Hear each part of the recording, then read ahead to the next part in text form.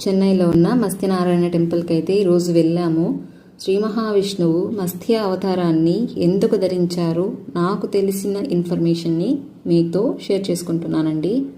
శ్రీ మహావిష్ణువు దశావతారాలు గురించి మీకు అందరికీ తెలిసిందే. అయితే ఈ 10 అవతారాల్లోనూ మొదటి అవతారం అనేది మత్స్య అవతారం.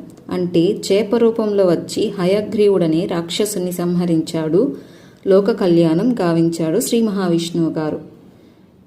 పరమ పవిత్రమైన వేదాలను జనులకు అర్పించాడు.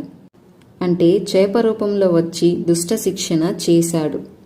శ్రీ మహావిష్ణువు 4 వేదాలను బ్రహ్మదేవుడికిచ్చాడని తెలుసుకొని వాటిని మానవులకు చెందకూడదని భావించాడు హయగ్రీవుడు.